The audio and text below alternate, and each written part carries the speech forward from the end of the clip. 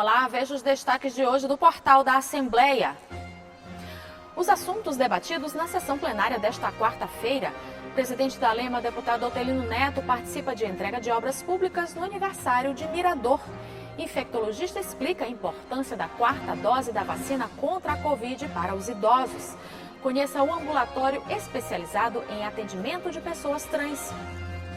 E na série Personalidades Maranhenses, a trajetória da atriz Apolônia Pinto, um ícone do teatro brasileiro. É agora no portal da Assembleia.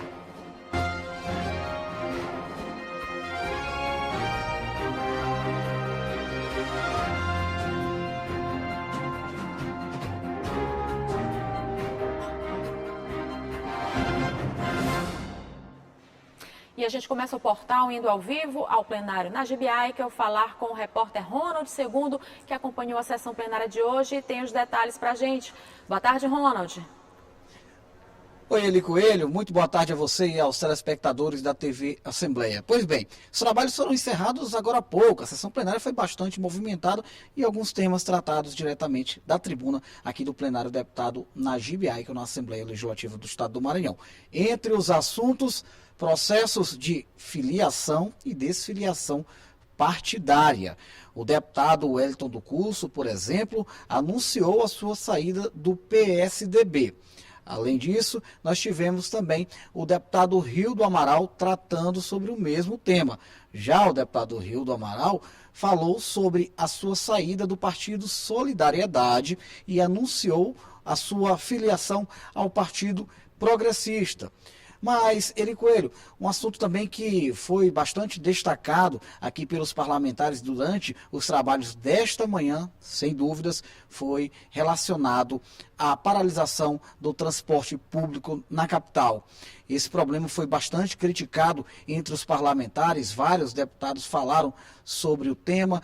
O deputado Neto Evangelista usou a tribuna e cobrou soluções imediatas do poder público municipal, portanto, da Prefeitura de São Luís, em relação a essa paralisação. De maneira remota, os deputados Duarte Júnior e também doutor Iglesio falaram sobre esse assunto. A gente lembra que, inclusive, às vésperas dessa paralisação, alguns deputados já vinham demonstrando preocupação com essa possibilidade. Foi o caso do próprio deputado doutor Iglesio, e aí, no caso aí, os três parlamentares fazendo duras críticas ao poder público municipal em relação à atuação na tentativa de resolver o problema da paralisação do transporte público da capital. Ainda na manhã de hoje, o deputado Fábio Braga utilizou a tribuna, também até tocou no assunto da questão do transporte público, mas também aproveitou o momento para falar sobre a agenda de atividades no interior do estado e dar destaque para o aniversário de emancipação política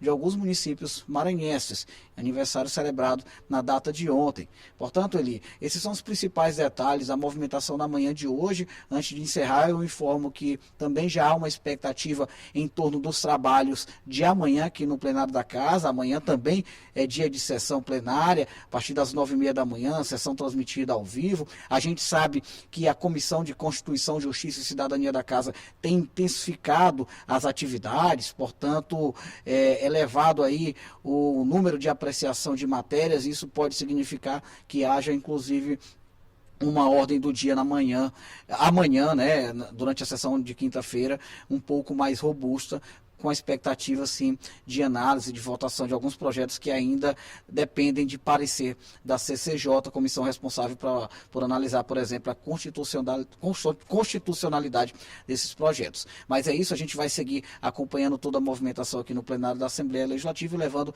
até o telespectador da TV Assembleia todas as informações sobre as atividades dos 42 deputados estaduais que integram o Parlamento maranhense. Eu volto com você, Eli Coelho. Obrigada, Ronald, pelas informações. E em Mirador, o presidente da Assembleia Legislativa do Maranhão, deputado Otelino Neto, participou da programação de aniversário da cidade. Recentemente, a população do município enfrentou uma série de prejuízos com a cheia do rio Itapecuru. O chefe do Parlamento Estadual prestou apoio à cidade com doações e destinação de emendas parlamentares que contribuíram para a melhoria de Mirador. A cidade de Mirador, localizada na região sul do estado, comemorou 84 anos de emancipação política. Uma grande festa que reuniu centenas de miradoenses na Praça São Bento. O presidente da Assembleia Legislativa do Maranhão, deputado Otelino Neto, prestigiou o aniversário e participou da entrega de prédios públicos. Inauguração da creche escola, inauguração aqui do CRAS, entregas de outras obras. Aqui tem já um restaurante popular que foi inaugurado recentemente com a presença do governador Flávio Dino, um equipamento social importante, principalmente nesse momento de muita inflação e muito desemprego. A prefeita Domingas tem sabido buscar essas parcerias junto ao governo do estado, utilizando também o nosso mandato de deputado estadual, assim como com a colaboração do deputado federal Juscelino, e todos nós juntos, cada um dando a sua colaboração para melhorar a vida da população de Mirador. Entre as obras entregues, a Prefeitura Municipal, a Secretaria de Assistência Social, o Centro de Referência CRAS e a creche Gentileza Lima, no bairro Vila Cabral. Em seguida, o deputado Otelino Neto foi recebido por servidores e lideranças políticas do município. O presidente da Câmara destacou a importância da presença do chefe do Parlamento Estadual na cidade.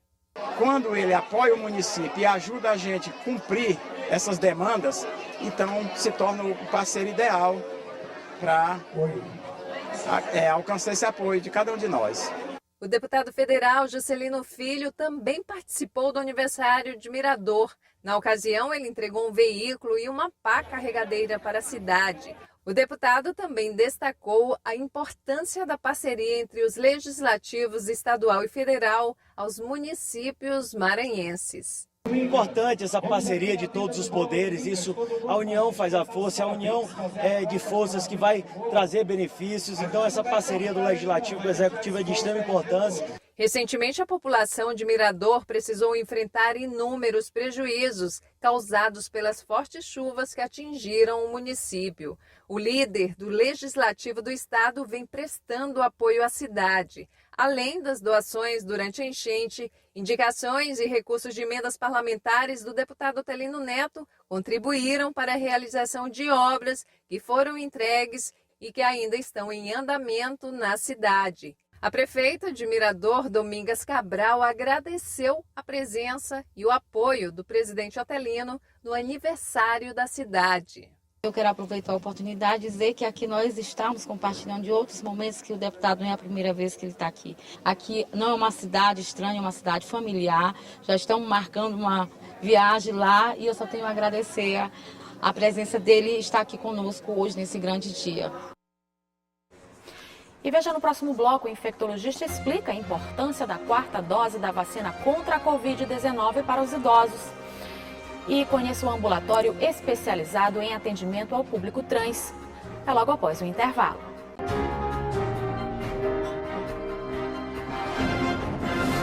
E a gente volta a chamar o repórter Ronald II, que conversa agora com o deputado César Pires sobre os projetos de lei de autoria do deputado. Ronald, é com você.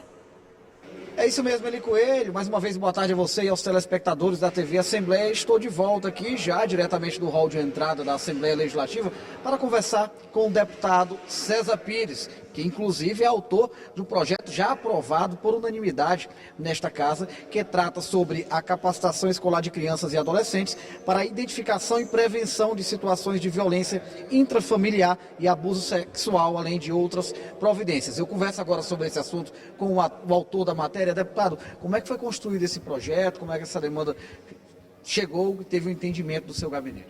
Olha, os meios de comunicação, sobretudo na televisão, que às vezes eu abomino até de olhar, de observar, nós assistimos muito sobre a violência doméstica. Mas muito pouco é feito. Apenas se alardeia, se emociona, se chora, mas muito pouco é feito. E nós fizemos aqui uma proposta que a Assembleia aprovou por unanimidade, de criar elementos de conscientização. Volto a repetir, ninguém conscientiza ninguém, mas nós damos elementos de conscientização. Eu sou adepto de Paulo Freire nesse sentimento e acho que está correto, aonde nós vamos propor ao Estado, propusemos ao Estado e aprovado que o Estado crie psicólogos, sociólogos e outros dessa área de interação social para desde que é capacitado, se não tiver capacitação também, para na sala de aula dar esses elementos de conscientização para o aluno. Muitas vezes eles se inibem dentro de casa, eles fogem desse tipo de violência por falta de ensinamento. E eles às vezes ficam tementes ao padrasto, ao próprio pai, ao próprio tio, a um irmão, algo assim familiar mesmo. De ordem que a expectativa que nós temos é que, por aprovado por unanimidade nessa casa, que o governo sancione e coloque, sobretudo, em prática, aonde vai nascer, no ensino fundamental, no ensino médio, nessa interação entre professores, não qualquer um professor, mas um professor capacitado para poder interagir. Não adianta também você criar esse processo, e aqui está previsto em lei, que o professor também será capacitado para interagir. Volume não adianta, adianta a qualidade da interação. E a qualidade da interação será feita justamente por um professor de qualidade, ou seja, um professor que tenha, dentro da sua estrutura curricular ou da sua capacitação, elementos capazes de interagir com esses alunos, de ordem a fazer essa abordagem, sem que o aluno também fique temeroso dessa abordagem por vergonha, mas que ele crie elementos de conscientização que ele tem que denunciar, com medo ou não, ele tem que denunciar e não continuar sendo abusado. Essa é a expectativa que eu tenho, e esses são instrumentos que nós lançamos na mão do governo, para que o governo, que foi em determinado momento omisso de fazer, nós fizemos e esperamos que ele não nos negue, e fazendo evidentemente a sanção da lei. Agora, deputado, só para contemplar os nossos telespectadores, especialmente aos educadores e às famílias, né, após essa aprovação por unanimidade, já segue diretamente para a sanção, como é que deve funcionar na prática? É uma liturgia corriqueira, né? Sai daqui para a sanção e o governador terá um prazo regimental ou condicional para ele poder ou vetar ou sancionar. Eu não creio que o governo venha fazer um veto dentro de um instrumento poderoso que ele não fez. Mas pelo menos se aproprie disso, se assim entender que é vício de iniciativa, que ele se aproprie e transforme isso em um projeto de lei dele, se isso for necessário, traga para cá, não perde a essência. Não há vaidade da proposição, o que há é uma necessidade de colocarmos em prática situações como essa. Essa matéria aprovada, deputado, o senhor aborda especificamente a questão da capacitação, e esse também tem sido um pleito seu, inclusive durante seus pronunciamentos, uma demonstração clara de preocupação aí com o processo de capacitação também em outros âmbitos, também no ambiente escolar. Como é que o senhor tem visto essa realidade hoje no Estado? Incapaz não educa outro incapaz. Isso é pressuposto básico de qualquer educador. Ele pode ser um pós-doutor de linguística, mas ele não é um sociólogo com uma estrutura curricular elementária para poder fazer essa interação. É por isso que eu me apego muito nisso. E vou lhes dar um exemplo, por exemplo. Por que fracassou essas aulas que foram feitas aí no tempo da pandemia? Essas aulas mistas fracassaram? Porque o professor não foi capacitado. Pegaram ele para poder fazer volume e dizer que tinha 70% fazendo. Mas ele não foi capacitado para isso. Ele não compreendia como manter o aluno nessa interação utilizado pela máquina eletrônica. Não soube fazer isso. Ele não tinha preparo para isso. Fracassou. Era primeiro para se capacitar, antes de interagir. A mesma coisa é agora. Ou se capacita, ou se pega um sociólogo, né, psicólogo, alguém assim que possa interagir nesse ramo de interação social. E aí, evidentemente, que nós vamos ter sucesso dentro daquilo que nós estamos tentando construir.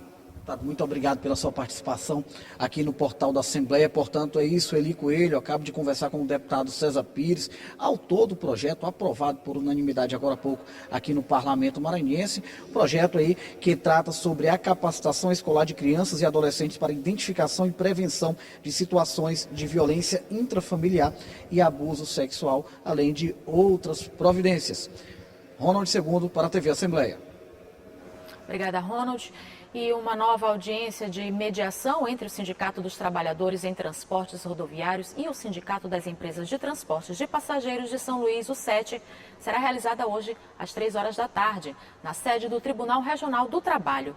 O encontro vai ser mais uma tentativa de encerrar a greve do transporte público da região metropolitana, que foi deflagrada no dia 16 de fevereiro. Suspensa no dia 19, com 60% da frota de ônibus em funcionamento e retomada nas primeiras horas desta terça-feira. A audiência também deve contar com a presença de representantes do município de São Luís e da Agência de Mobilidade Urbana. E após o anúncio do Ministério da Saúde sobre a aplicação da 4ª dose da vacina contra a Covid-19 para imunossuprimidos e idosos acima dos 80 anos, o público de São Luís já está sendo imunizado com a segunda dose do reforço. Uma especialista explica em quais casos se faz necessário a aplicação da dose extra da vacina. Uma mudança importante no esquema vacinal contra a Covid-19 foi anunciada pelo Ministério da Saúde. A partir de agora, a quarta dose da vacina está liberada para idosos a partir de 80 anos. Até então, a quarta dose da vacina estava sendo aplicada em pacientes imunossuprimidos a partir dos 12 anos. A aplicação da vacina é recomendada pelo Ministério da Saúde após 4 meses da dose de reforço. O imunizante será a Pfizer. A Janssen e a AstraZeneca também poderão ser utilizadas. Aqui em São Luís, a Prefeitura anunciou já a aplicação da segunda dose de reforço para idosos. Com a liberação da vacinação, idosos não perderão tempo para tomarem a dose de reforço, já que a pandemia trouxe impactos pessoais na vida deles. Para mim, pessoalmente, é um negócio importante, e segundo também porque você tem que estar preparado, vacinado, para não servir de transmissor para os outros, né? É uma responsabilidade cívica e pessoal. Para mim é muito bom, porque eu vacinei a primeira, a segunda, tive Covid, mas eu não morri, porque eu tive Covid muito forte. E depois eu tornei a me vacinar, estou me vacinando de novo. A decisão do Ministério levou em conta a redução da efetividade das vacinas nos idosos, com o que o Ministério da Saúde apontou como envelhecimento natural do sistema imunológico, o que exige uma estratégia nova, diferente, para a proteção desse grupo. Temos que estimular a população a ir completar o seu esquema vacinal. No Maranhão, já atingimos cerca de 75% da população elegível com a primeira dose, mas ainda não chegamos a 60% da aplicação da segunda dose e chegamos a menos de 20% com a dose de reforço. Isso ainda é uma grande preocupação, pois ainda podem surgir novas variantes mais transmissíveis do novo coronavírus. A aplicação da quarta dose também está sendo ampliada para outras faixas etárias de pacientes sem nenhuma comorbidade. Os pontos de vacinação estão abertos de segunda a sexta-feira, das 8 às 5 da tarde. Centro de Saúde Itapera, Centro de Saúde Maracanã, Centro de Saúde Santa Bárbara, Centro de Saúde Janaína, Centro de Saúde São Cristóvão, Centro de Vacinação da UFMA, Drive-Thru do Shopping da Ilha e o Drive-Thru do Selma. O processo transexualizador feito pelo Sistema Único de Saúde ainda é pouco explorado em boa parte do país. Em São Luís, já existe um serviço ambulatorial multiprofissional para atender a esse público que precisa de orientação, tratamento adequado e, principalmente, dignidade durante qualquer tipo de atendimento. O ambulatório Sabrina Dumont fica na Policlínica do Quatraque. O nome é uma homenagem à presidente da Associação de Travestis e Transsexuais do Maranhão, morta a facadas em 2009. O secretário de Estado da Saúde participou da entrega do ambulatório e falou em garantir dignidade. Cuidado e atenção que a gente tem destinado é exatamente para tirar essa população da margem.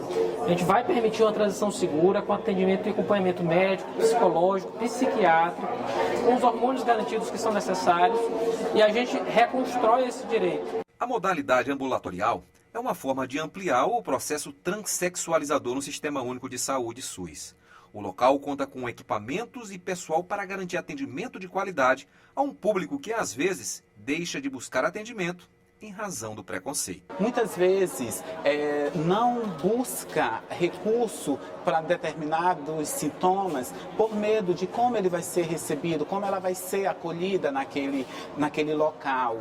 E, de repente, a gente está recebendo hoje esse ambulatório especializado para a nossa população, é avanço, a gente tem que dizer muito obrigado.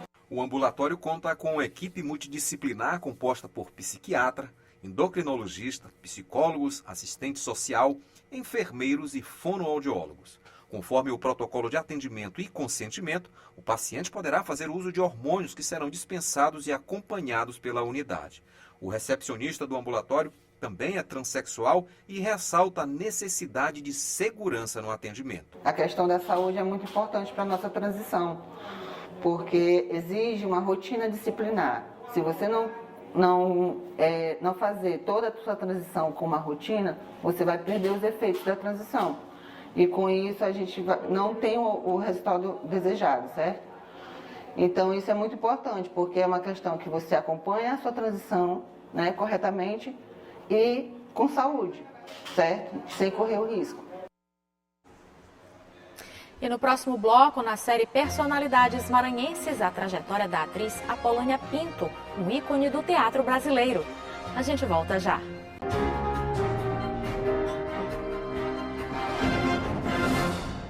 Nos dias 9 e 10 de abril vai ser realizado em São Luís o Rally da Ilha Magnética, competição aberta para pilotos iniciantes e experientes que vão competir nas categorias motos, carros e quadriciclos. O Rally Baja de Velocidade é uma competição para os amantes de esportes radicais e promete fortes emoções. A competição é realizada dentro de uma propriedade particular, no qual o piloto mais rápido vai ser o vencedor. Os interessados ainda podem se inscrever no site maranhãorally.com.br. No século XIX, nascia em um camarim do Teatro Arthur Azevedo uma mulher que serviria de exemplo e inspiração para gerações de atores brasileiros. A maranhense Apolônia Pinto se tornou a atriz de muito talento e um ícone que literalmente nasceu e viveu para o teatro. Na série Personalidades Maranhenses de hoje, você vai conhecer mais detalhes sobre a trajetória da atriz Apolônia Pinto.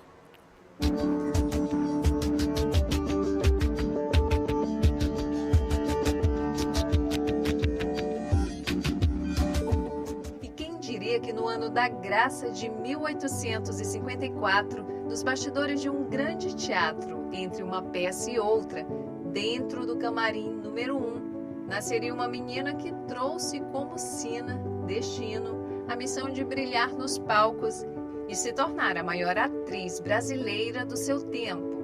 Esta ninfa gentil dos olhos pretos, essa beleza de anjo, ó, sorte varia. E quem diria que seria uma maranhense? Tanto foi que ainda é. Nessa terra de tamanhos talentos veio a vida, dia 21 de junho, há 168 anos, mais uma mulher protagonista da própria história. Ela chegou com o nome de artista, Apolônia Pinto. A menina, filha de atores portugueses, nasceu em um teatro e viveu para ele. Apolônia Pinto estreou aos 12 anos neste palco. Na época, o Teatro Arthur Azevedo era chamado de Teatro São Luís. O evento era para arrecadar recursos para a construção do monumento em homenagem ao poeta Gonçalves Dias. Mas a grande estreia da atriz maranhense foi na peça Cigana de Paris, neste mesmo palco, no mesmo ano, 12 anos depois do seu nascimento. A Apolônia Pinto ela foi uma atriz maranhense de grande influência feminina para o desenvolvimento do teatro brasileiro. Então ela inicia ali sob orientações de dois artistas, os pais dela eram artistas portugueses. Então talvez isso justifique, né, essa adaptação dela tão precoce. Ela nasce no teatro, ela estreia no teatro e jovem ainda vai para o Rio de Janeiro se apresentar para a coroa portuguesa. Então a Apolônia Pinto ela ganha notoriedade, né, respeito pelo público dela e ela trabalha ao lado de grandes artistas, né, de valor teatral. Após a estreia, a convite de grandes empresários do teatro daquele período, Apolônia Pinto seguiu para o Rio de Janeiro e ganhou o mundo. Ela tinha tanta versatilidade que ela explorava todos os gêneros. Então, era drama, era comédia musicada. Mas ela se aperfeiçoava muito, se aprimorava muito. Ela estudava demais, ela lia muito, para poder ela ter, né, cada vez mais o sucesso das cenas dela. E ela pegava conselhos com os mestres da dramaturgia, que eram Arthur Azevedo, França Júnior, Joaquim Serra, Joaquim Silva. Então, assim, eram homens ilustres, né? Homens cultos daquela época. Então, foi uma atriz de muito sucesso, de muito talento. Então, após tanta glória, né? Tantas glórias, ela, de uma extensa carreira, eu acredito que aos 76, ela não estava ainda se apresentando. Então, a Apolônia Pinto ela é coroada, né, em Louros, ela comemora o jubileu artístico dela em 1925 e quando ela se recolhe dos palcos, ela vai morar no Retiro dos Artistas, aos 83 anos ela falece em 1937. Apolônia Pinto provocou emoções no público e no coração de muitos poetas. Em versos, Catulo da Paixão cearense confessou a Deus o amor que tinha pela atriz. Sou capaz de confessar aos pés de Deus que eu nunca vi em mundo algum os olhos como os teus. Ela partiu em 1927. Até hoje, o camarim onde nasceu, o número 1 do Teatro Arthur Azevedo, mantém homenagem a Apolônia Pinto. Até hoje, a maranhense é inspiração para atores e atrizes do nosso tempo. Eu me sinto a pessoa mais maravilhada do mundo por estar interpretando a Apolônia Pinto, que é uma mulher de garra, é uma mulher que quanto mais você ler sobre, mais vontade você tem de tê-la como inspiração. Ela foi atriz numa época em que era muito difícil ser atriz, era muito difícil para a mulher estar nos palcos. Então, para mim é um marco. Eu me sinto muito importante, eu me sinto muito bem de estar fazendo esse papel, né? Quem tem a arte correndo nas veias sabe o tamanho da importância e o quanto a força de Apolônia Pinto representa para as atrizes brasileiras. O que a gente está deixando, né? Eu falo isso porque olha o tempo que se passou, olha o quanto ela ainda é importante como uma referência, o quanto, além do fato dela ter nascido no teatro, a própria história dela, a própria carreira dela, o quanto perpetuou e o quanto ela inspirou outras atrizes, né? E vem inspirando a gente até hoje. Então eu fico pensando, nossa, o que eu vou deixar para esse futuro? O que vai ficar aí da Áurea Maranhão para esse futuro? Essa é uma coisa que eu reflito bastante. Apolônia seguiu a luz da estrela que com ela nasceu nos bastidores do teatro. Uma luz que brilhou e brilha até hoje, sinalizando para outras mulheres seguirem firmes o caminho que escolheram no palco ou na vida. Seja qual for o seu sonho, mulher, seja qual for o seu desejo, o que você sente que você quer fazer, faça. Não é fácil, sem dúvida nenhuma vão ter muitas pessoas que vão te dizer que não vai ser possível, que não vai dar certo. Mas se você quer, procure as parcerias certas, procurem pessoas que admirem o seu trabalho ou que apoiem o seu trabalho. Siga as pessoas que te inspiram, se cerque dessas pessoas, tentem estar com as pessoas com quem você quer trabalhar, com quem você quer trocar. Eu acho que isso é importante, porque às vezes a gente troca com pessoas que só botam a gente para baixo ou que estão muito longe da gente, assim, do tipo, eu quero o Oscar. Calma, eu não cheguei nem na minha primeira peça, como é que eu vou querer o Oscar, né? Então, cuidar do processo. Então, não desistam. Eu sei que não é fácil, mas vou ficar aqui na torcida para que muitas outras atrizes possam atuar, para que a gente continue aí colocando a mulherada sempre no protagonismo.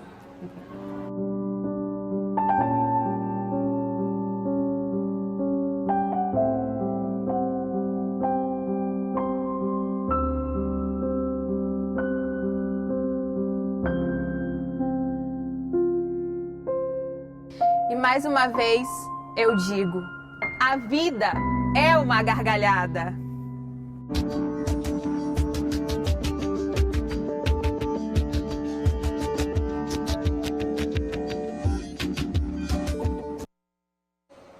E no próximo episódio da série você vai conferir a história de Maria Aragão. O portal fica por aqui. Para rever as reportagens de hoje, acesse o site al.ma.leg.br/tv. Tchau e até amanhã.